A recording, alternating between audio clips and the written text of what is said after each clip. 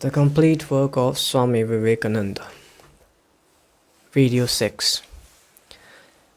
Offer such a religion and all the nations will follow you. Asoka's council was a council of the Buddhist faith. Akbar's, though more to the purpose, was only a parlor meeting.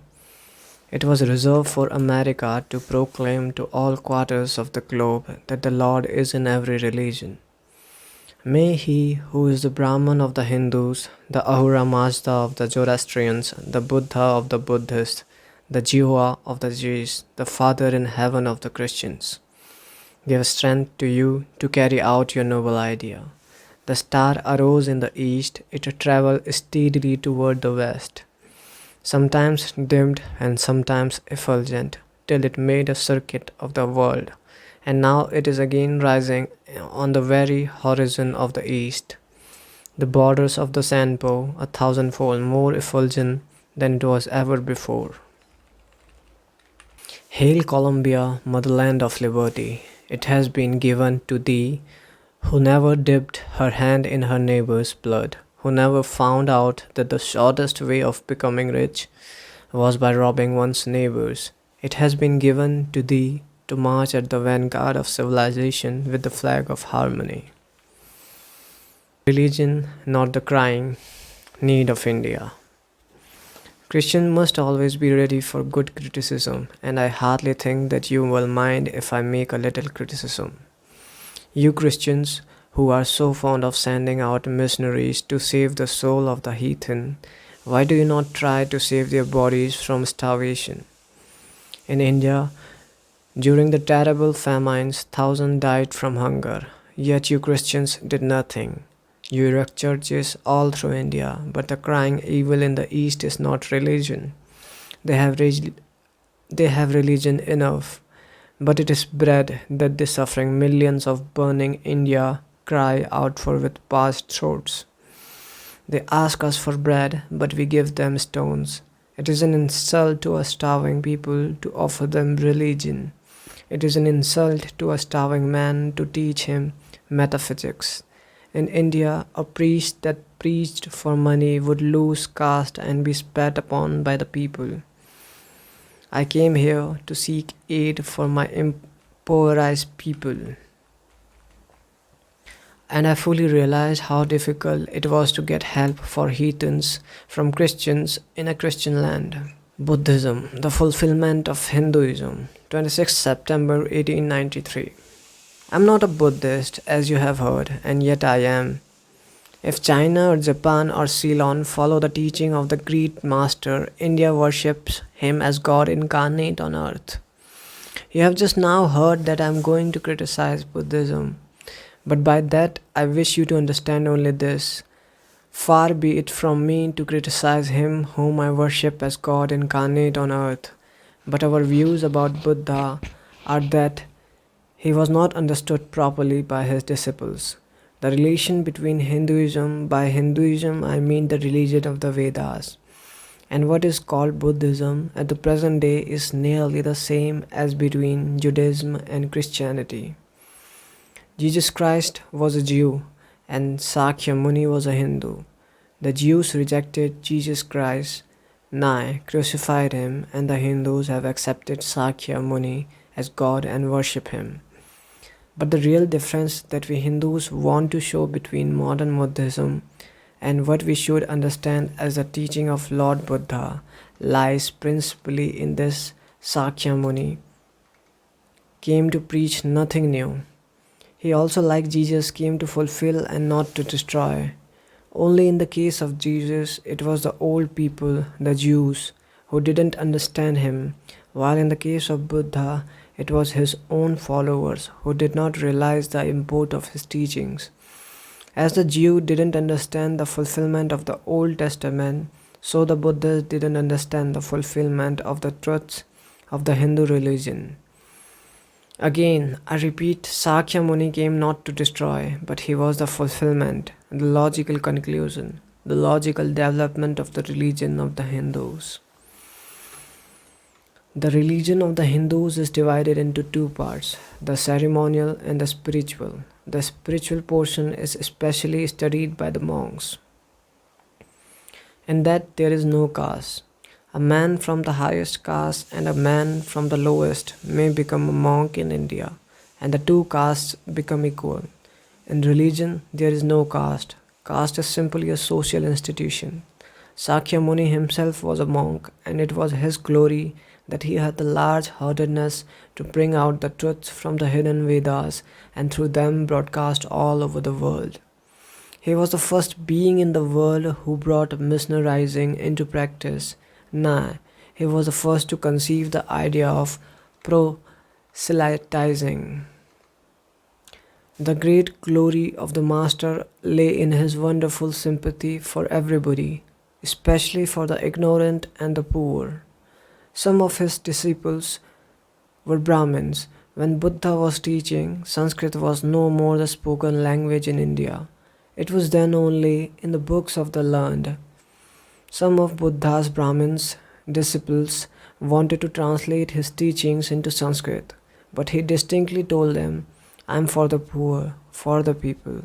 Let me speak in the tongue of the people. And so, to this day, the great bulk of his teachings are in the vernacular of that day in India. Whatever may be the position of philosophy, whatever may be the position of metaphysics, so long as there is such a thing as death in the world, so long as there is such a thing as weakness in the human heart, so long as there is a cry going out of the heart of man in his very weakness, there shall be a faith in God. On the philosophic side, the disciples of the great master dashed themselves against the eternal rocks of the Vedas and couldn't crush them.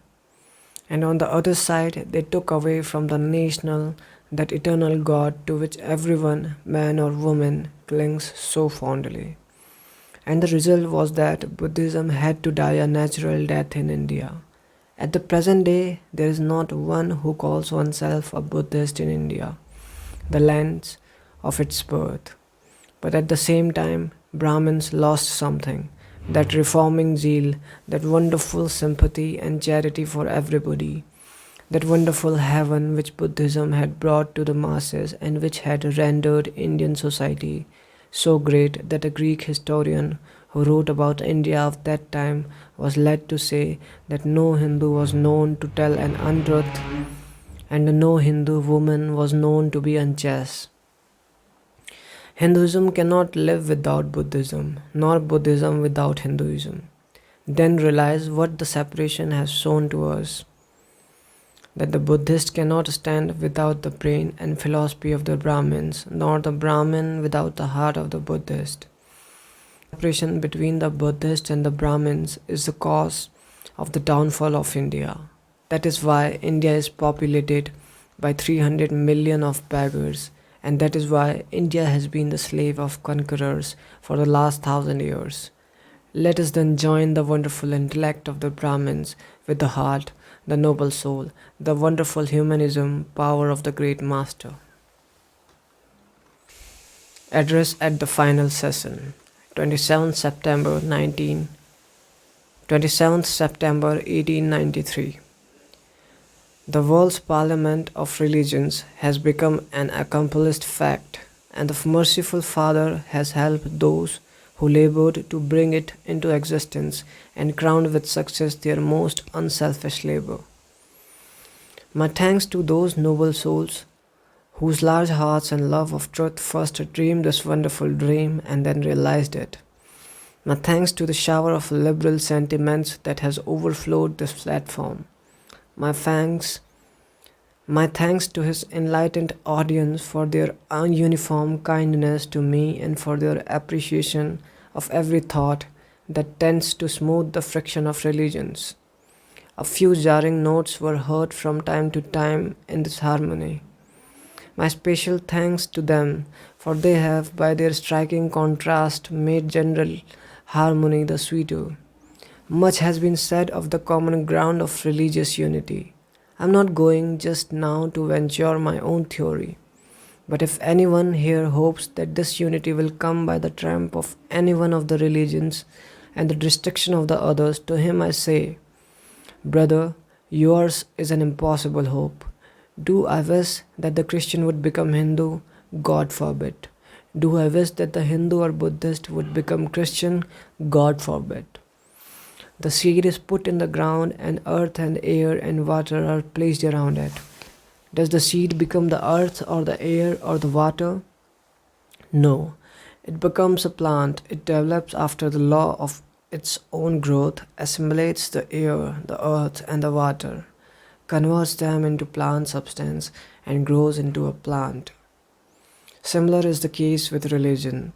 The Christian is not to become a Hindu or a Buddhist, not a Hindu or a Buddhist to become a Christian, but each must assimilate the spirit of the others and yet preserve his individuality and grow according to his own law of growth. If the Parliament of Religions has shown anything to the world, it is this.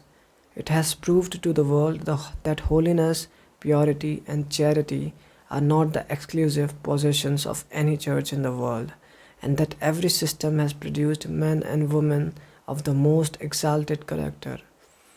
In the face of this evidence, if anybody dreams of the exclusive survival of his own religion and the destruction of the others, I pity him from the bottom of my heart and point out to him that upon the banner of every religion will soon be written, in spite of resistance, help and not fight, assimilation and not destruction, harmony and peace and not dissension. Chapter 1. Karma and its effect on character. The word karma is derived from the Sanskrit kri, to do. All action is karma. Technically, this word also means the effects of actions. In connection with metaphysics, it sometimes means the effects of which our past actions were the causes.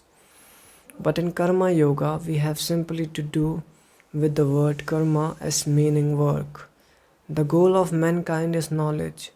That is the one ideal placed before us by Eastern philosophy. Pleasure is not the goal of man, but knowledge. Pleasure and happiness come to an end. It is mistake to suppose that pleasure is the goal. The cause of all the miseries we have in the world is that men foolishly think pleasure to be the ideal to strive for. After a time, man finds that it is not happiness, but knowledge towards which he is going, and that both pleasure and pain are great teachers, and that he learns as much from evil as from good.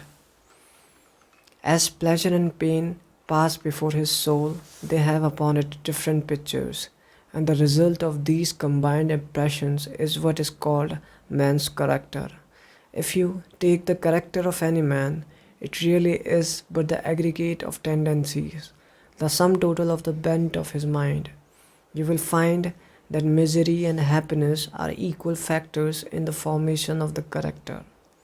Good and evil have an equal share in molding character, and in some instances, misery is a greater teacher than happiness. In studying the great characters the world has produced, I dare say, in the vast majority of cases, it would be found that it was misery that taught more than happiness. It was poverty that taught more than wealth. It was blows that brought out their inner fire more than praise.